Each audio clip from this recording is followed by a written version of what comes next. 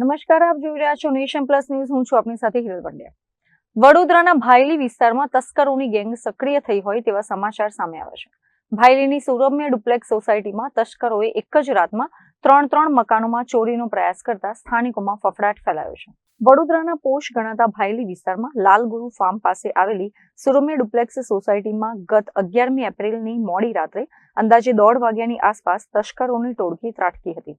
તસ્કરોની ટોળકીએ બંગલો number 11, 21 અને 65માં ચોરી કરવાનો પ્રયાસ કર્યો હતો. તસ્કરોએ એક જ મકાનની ફેન્સિંગ તોડી બારીની ગ્રીલ કાપવાનો પ્રયત્ન કર્યો હતો, જ્યારે અન્ય એક મકાનનું તાળું પણ તોડ્યું હતું. જોકે એકેય કામમાં સફળતા ન મળતા આખરે તસ્કરો મકાનની બહાર પાર્ક કરેલી 4-વ્હીલર ગાડીનો કાચ તોડી અંદરથી કિંમતી બેગની ચોરી કરી પલાયન થઈ ગયા હતા. આ સમગ્ર ઘટના સોસાયટીના સીસીટીવી કેમેરામાં પણ કેદ થઈ હતી.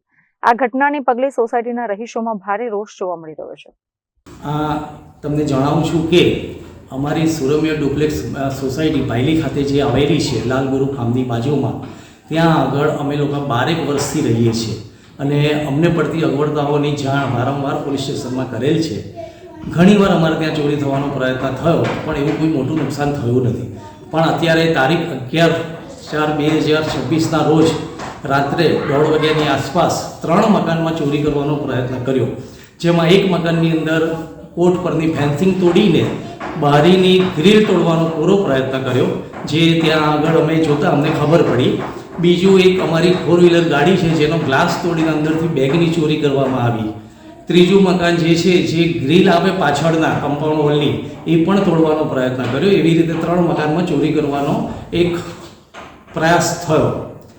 આ અંગે અમે લોકો જાગૃત થઈને 12મી તારીખે અહીંના તાલુકા પંચાયત પોલીસ સ્ટેશનની અંદર અમે એક લેખિતમાં ફરિયાદ નોંધાવી અને સાથે સાથે અહીં 3 મકાનની સીસીટીવી ફૂટેજ પણ રજૂ કરી છે, જેથી પોલીસને સોલ્વ કરવાની અંદર તકલીફ ઓછી પડે.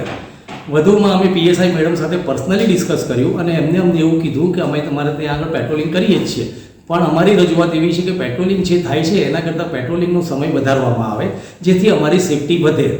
અહીં આગળ રહેનારા માણસોને ચોરી થાય અને પૈસા તો આજે છે ને કાલે નથી, 2 પૈસા કાલે આરામથી મેળવી લેવાશે, પણ કોઈની જાનહાનિને નુકસાન થશે તો એનો જવાબ આપવો બહુ અઘરો પડશે અને એ બહુ મોટું નુકસાન થશે, જે કોઈ પણ સંજોગોમાં ભરપાઈ થાય એવું નથી. આ અંગેની રજૂઆત અમે કોર્પોરેશનને પણ કરીએ છીએ, જે અમારી સેફટી માટે અમારી પાસે કોર્પોરેશનનો વેરો જે કાંઈ લે છે અને એની જવાબદારીના ભાગરૂપે જે કંઈ અમને સુરક્ષા આપવાની હોય એ અમને આપે. આ અંગે હું વધુમાં એવું પણ જણાવીશ કે આજુબાજુ સોસાયટીવાળાને મારો એક અંગત સંદેશો છે કે એ લોકો પણ જાગૃત થાય, કેમ કે જાણવામાં એવું આવ્યું છે કે 2-3 ગેંગ આવી રીતે સક્રિય થઈ છે. અમારી સીસીટીવી ફૂટેજની અંદર 4-5 માણસો તો દેખાય જ છે, તો અમે એવું માનીએ છીએ કે 3 મકાન તોડવાનો પ્રયત્ન કરે તો એ લોકો વધારે મેમ્બર્સ હશે. તો આજુબાજુ સોસાયટીવાળા ધ્યાન રાખે, સતર્ક રહે અને એમની સિક્યુરિટી વધારવા માટેનો પ્રયત્ન કરે અને આ અંગે પોલીસ સ્ટેશનને પણ જાણ કરે. તો અને આ ન્યૂઝ ચેનલવાળાનો પણ આભાર માનીશ કે જે અમારી રજૂઆત યોગ્ય જગ્યાએ પહોંચાડે અને અમને ન્યાય મળે.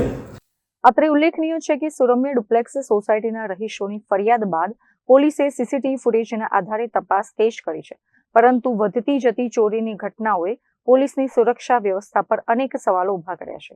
પોલીસ આ તસ્કરોને ક્યારે જેલના સળિયા પાછળ ધકેલે છે એ હવે જોવાનું રહ્યું.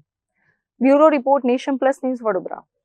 સમાચારોના સતત અપડેટ મેળવવા માટે અમારી નેશન પ્લસ ન્યૂઝની યુટ્યુબ ચેનલને સબસ્ક્રાઇબ કરો, બેલ આઇકન દબાવો અને જોડાયેલા રહો ફેસબુક, ઇન્સ્ટાગ્રામ અને ટ્વિટર પર.